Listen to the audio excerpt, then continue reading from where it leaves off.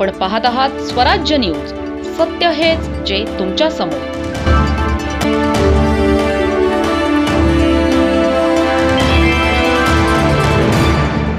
महावितरणकडून शेतकऱ्याला हमी 2 दिवसापासून सुरू होते उपोषण. गेल्या 2 वर्षापासून महावितरण कंपनीकडून होत असलेल्या अन्यायाला वाचा फोडली. रविकांत तुपकर यांच्या क्रांतिकारी शेतकरी संघटनेचे विभागीय अध्यक्ष ईश्वर पाटील यांच्या आंदोलनाची दखल घेतली. गरीब शेतकऱ्याला महावितरण कंपनीकडून तार टाकण्याची मिळाली हमी. दादासाहेब आनंदराव गणपत पवार औद्योगिक प्रशिक्षण संस्थेच्या मुंबई महामार्ग हायवे लगत असलेल्या गोराणे फाट्याजवळ महाराष्ट्र राज्य वीज वितरण कंपनी विरोधात अमरण उपोषण झाले.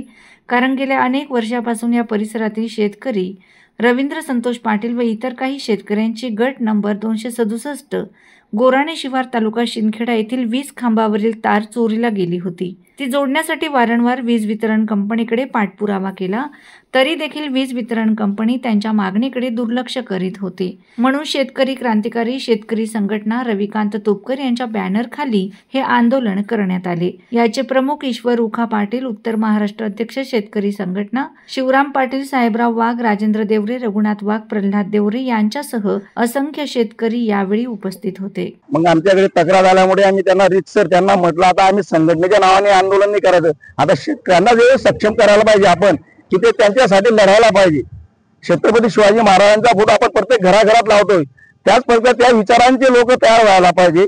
त्यासाठी आम्ही त्यांना छत्रपती शिवरायांच्या विचाराने प्रेरित करून तिथं उपोषणासाठी Mahavitaran company, police station Nardana, Shindkheda तहसील कार्यालयाला रितसर परवानगी अर्ज मागितला. 10 तारखेला झालं.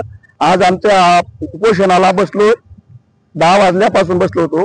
तर महावितरण कंपनीचे जाधव साहेब, सुशांत अकलसुडे साहेब, शाखा बेंदा यांनी पुढच्या 10 तारखेला या शेतकऱ्याला आश्वासन दिलं आम्हाला, की पुढच्या 10 तारखेपर्यंत आम्ही तुमचे तार उडवून देणार आहोत.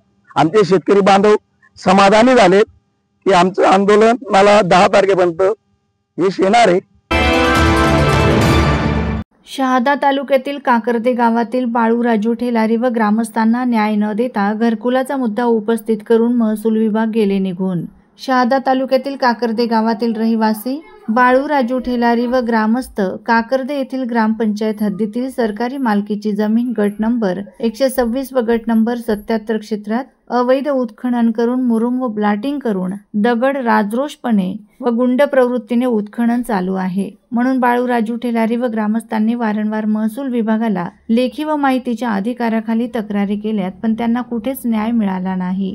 म्हणून नाशिक विभागीय आयुक्त साहेबांना लेखी निवेदन दिले असता आज काकर्दे तालुका शहादा जिल्हा नंदुरबार चौकशीसाठी तहसीलदार दीपक गिरासे, सहाय्यक जिल्हाधिकारी कृष्णाकांत साहेब, विस्तार अधिकारी BK नाना शहादा व सारंगखेडा पोलीस अधिकारी घटनास्थळी आलेत.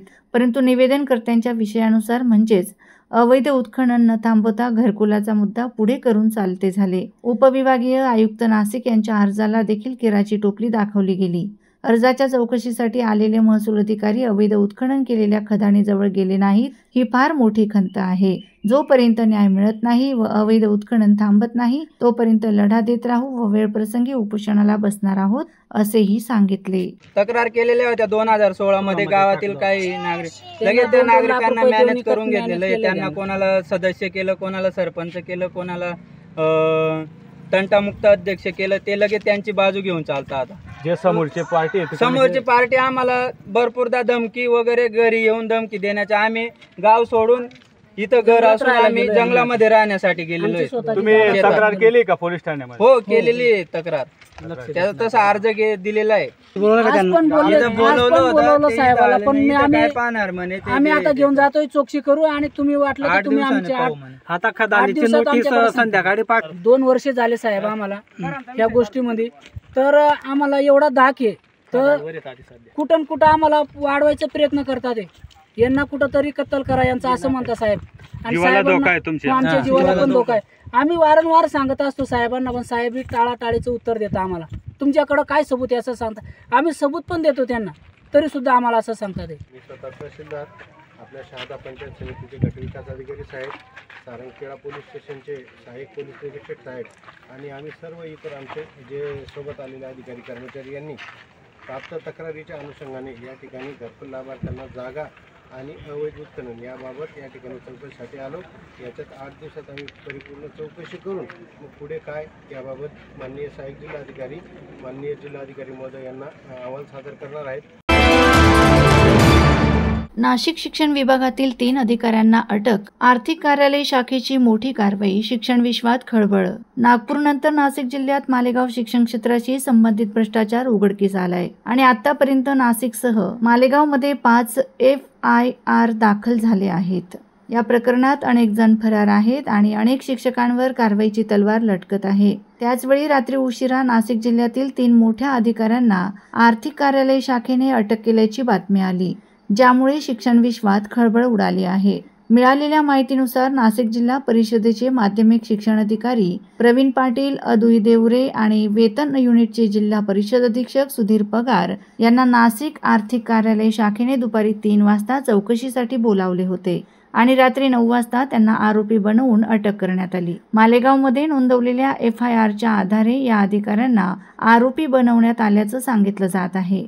महाराष्ट्राच्या इतिहासात पहिल्यांदाच 3 वरिष्ठ अधिकाऱ्यांना एकाच वेळी अटक करावी लागत आहे, ज्यामुळे शिक्षण क्षेत्रात खळबळ उडाली आहे. नाशिक आर्थिक कार्यालय शाखेच्या एका अधिकाऱ्याने सांगितले की शिक्षकांच्या नियुक्तीमध्ये भ्रष्टाचार केल्याचा आरोप असल्याने या अधिकाऱ्यांना अटक करण्यात आली आहे. या अधिकाऱ्यांना न्यायालयात हजर केले असता 13 सप्टेंबर 2025 पर्यंत कस्टडी चौकशी कामी मिळाली आहे. आता प्रश्न असा निर्माण होतो की अशा वरिष्ठ अधिकाऱ्यांना अटक केल्याचे कोणतेही मोठे प्रकरण समोर आले आहे का, हे पोलीस तपासातच उघड होईल. काल शिक्षण अधिकारी नाशिक जिल्हा परिषद अधीक्षक या दोघांना अटक झालेली. आज त्यांना माननीय न्यायालयासमोर रिमांड कमी हजर केलं असता 13 सप्टेंबरपर्यंत 5 दिवस पोलीस कस्टडी मिळाले. शिक्षण अधिकारी म्हणून त्याचं नाव आहे उदय देवरे. त्याला अन्य एका गुन्ह्यात 13 तारखेपर्यंत कस्टडी. शिंदखेडा तालुकास्तरीय शिक्षणाची वारी कार्यक्रमाचे उद्घाटन उत्साहात संपन्न. दोंडाईचा येथील हस्तिभवन येथे आंतरराष्ट्रीय साक्षरता दिन व शिक्षण महर्षी दादासाहेब रावल यांच्या जयंतीनिमित्ताने शिंदखेडा तालुकास्तरीय शिक्षणाची वारी कार्यक्रम शिक्षण विभाग पंचायत समिती शिंदखेडा यांच्या वतीने आयोजित करण्यात आलेला असून या वारीचे उद्घाटन उत्साहात वाजत गाजत ग्रंथपूजन माननीय नामदार श्री जयकुमार भाऊ रावल, मंत्री पणन व राजशिष्टाचार महाराष्ट्र राज्य तथा पालकमंत्री धुळे यांच्या शुभ हस्ते संपन्न झाले. शिक्षणाची वारी 2 दिवसासाठी आयोजित करण्यात आलेली आहे. या कार्यक्रमाचे अध्यक्ष माननीय श्री कैलास भाऊ जैन, चेअरमन हस्ती चॅरिटेबल ट्रस्ट दोंडाईचा हे होते, तर प्रमुख अतिथी गट विकास अधिकारी रमेश नेतनराव, दोंडाईचा भाजपा शहर अध्यक्ष जितेंद्र गिरासे, रोटरी क्लबचे अध्यक्ष प्रवीण महाजन, माजी नगरसेवक भरतरी ठाकूर, कृष्णा नगराळे, हितेंद्र महाले, जितेंद्र गिरासे, चंद्रकला सिसोदे, मनोज निकम, शिक्षण विस्तार अधिकारी CS खर्डे, शैलजा देवकर, कैलास पाटील आदी मान्यवर उपस्थित होते. शिक्षणाची वारी संपूर्ण महाराष्ट्र राज्यात आयोजित केली जात होती. 5 वर्षांच्या प्रदीर्घ काळापासून बंद पडलेली शिक्षणाची वारी परत सुरू झाली. पालकमंत्री जयकुमार भाऊ रावल यांनी शिक्षणाच्या वारीतील प्रत्येक स्टॉलला भेट देऊन उद्घाटन केले. सर्व स्टॉलची माहिती जाणून घेतली. शैक्षणिक रोबोट, बोलका पोपट, AI टेक्नॉलॉजी अध्यापनात वापर हे साहित्य व अन्य सर्व साहित्य आवर्जून पाहिले. संपूर्ण जिल्ह्याभरात या शिक्षणाच्या वारीचे आयोजन करण्यात येईल व विद्यार्थ्यांसाठी शैक्षणिक विज्ञान लॅब दोंडाईचा शहरात निर्माण करण्यासाठी महाराष्ट्र राज्याचे मंत्री या नात्याने मी प्रयत्न करेन असे सांगितले. शिक्षणासारखे पवित्र कार्य करणारे सर्व शिक्षकांना मनापासून त्यांनी अभिनंदन केले. कार्यक्रमाचे अध्यक्ष कैलास भाऊ जैन यांनी शिक्षणाच्या वारीचे महत्त्व विशद करताना अशी वारी धुळे जिल्ह्यातील 4ही तालुक्यात व मनपा धुळे येथे दरवर्षी आयोजित केली जावी, तसेच धुळे जिल्ह्यात दोंडाईचा शहरात विद्यार्थ्यांच्या शैक्षणिक गुणवत्ता विकासासाठी आधुनिक वैज्ञानिक लॅब तयार करण्यात यावी अशी मागणी पालकमंत्र्यांना केली. या शिक्षणाच्या वारीसाठी कैलास भाऊ जैन यांचे अनमोल सहकार्य लाभले. शिक्षकांच्या शैक्षणिक स्टॉलचे विशेष कौतुक केले. शिक्षणाची वारी हा कार्यक्रम यशस्वी करण्यासाठी मनोज निकम, गोकुळ सोनार, कैलास ईशी, राजेंद्र चौधरी, राजेंद्र नांदोडे, संजय बैसाणे, चंचल नागरे, वैशाली बच्छाव, स्वप्नील सूर्यवंशी, निलेश सूर्यवंशी, निलेश पाटील, संदीप जगदाळे यांनी परिश्रम घेतले. केंद्र प्रमुख, जिल्हा परिषद शाळेतील मुख्याध्यापक, शिक्षक, माध्यमिक शाळा मुख्याध्यापक, व शिक्षक विद्यार्थी या वारीला उपस्थित होते. गणेशपूर आश्रमशाळेतील विद्यार्थी आजाराने ग्रासले. विद्यार्थिनीचा मृत्यू. विद्यार्थ्यांना थंडी तापच्या आजाराने ग्रासले.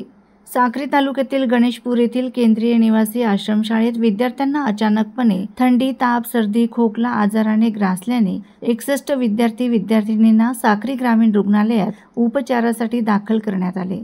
तर सोनाली सुनील पावरा, वय 12, राहणार खरवड, तालुका धडगाव, जिल्हा नंदुरबार या विद्यार्थिनीचा मृत्यू झालाय. दरम्यान 4 विद्यार्थ्यांची प्रकृती खालावली असून खासगी रुग्णालयात दाखल करण्यात आल्याची माहिती उपचार करणाऱ्या डॉक्टरांकडून देण्यात आली. तर इतर विद्यार्थ्यांना उपचार करून पालकांच्या ताब्यात देण्यात आले आहे. इतर विद्यार्थी आश्रमशाळेत पाठवण्यात आले आहेत. साक्री तालुक्यातील गणेशपूर येथे केंद्रीय निवासी आश्रमशाळा चालवली जाते. या ठिकाणी शिक्षण घेणाऱ्या अचानकपणे गेल्या 2 दिवसापासून विद्यार्थ्यांना थंडी, तापच्या आजाराने ग्रासले आहेत. शाळेचे मुख्याध्यापक आणि त्यांच्या सहकाऱ्यांनी उपचारासाठी साक्री ग्रामीण रुग्णालयात दाखल केले. ग्रामीण रुग्णालयात दाखल करण्यात आलेल्या विद्यार्थ्यांमध्ये ऋतिक पवार, वय 13, चेतन पाडवी, वय 10, अंकुश वसावे, वय 11, संपत पावरा, वय 10, एलियन बोरसे, वय 10, स्वप्नील वसावे, वय 10 यांच्यासह 61 विद्यार्थ्यांचा समावेश आहे. यापैकी 3 ते 4 विद्यार्थ्यांची प्रकृती खालावल्याने त्यांना साक्री येथील खासगी रुग्णालयात दाखल करण्यात आले असून उपचार सुरू आहेत. साक्री ग्रामीण रुग्णालयातील doctor Ashwini Sonawane, doctor Dinesh Borkar, doctor Shrikant Patil यांनी या विद्यार्थ्यांवर तातडीचे उपचार केले. तर कासारे प्राथमिक आरोग्य केंद्राचे डॉक्टर, आरोग्य कर्मचारी यांनी केंद्रीय निवासी आश्रमशाळेवर जाऊन विद्यार्थ्यांची वैद्यकीय तपासणी केली आहे. अनधिकृत बांधकाम, अनधिकृत वॉल कंपाऊंड तोडावे. जनता दल धुळे जिल्हा, जनता दल सेक्युलर धुळे जिल्हा यांच्या वतीने माननीय आयुक्त धुळे महानगरपालिका व माननीय जिल्हाधिकारी धुळे जिल्हा यांना सर्वे नंबर 393/2 व सी.स. नंबर 12/884 मधील अनधिकृत बांधकाम व त्यांना अधिकृत वॉल कंपाऊंड तोडण्याबाबत निवेदन देण्यात आले. मैं महमूद भाईजान, धुलिया जिला जनता दल सदर, वार्ड नंबर 12-19 पुराना और सर्वे नंबर 403 के तरफ से वफ्द लेके आया था कलेक्टर ऑफिस में, और हमारे मोहल्ले के लोग जो पुराने इस केस में मुलविस है, हम सब यहाँ आए और हमने जो 393 के अंदर अतिक्रमण हड्डलमी से किया जा रहा है उसको फौरन तोड़ा जाए और वहाँ पे मोहल्ले के बच्चों के लिए खेलने कूदने का गार्डन मैदान बनाया जाए, और जितनी भी जगह जो लोग ने वहाँ कब्जा किया है और धीरे धीरे से कब्जा कर रहे हैं उनको फौरन निकाला जाए, हमारे मोहल्ले वालों की और हमारी यही मांग है. और हमारा फिलहाल नासिक में, बम्बई में, औरंगाबाद में कोर्ट मिलर चालू है, मगर वो लोग ने उसका पालन नहीं करे, उनके ऊपर फौजदारी गुना भी दाखिल होना चाहिए, और उनका जो भी काम उन्होंने अतिक्रमण किया है कोर्ट के खिलाफ जाके अतिक्रमण किया है, उनका अतिक्रमण निकाला जाए.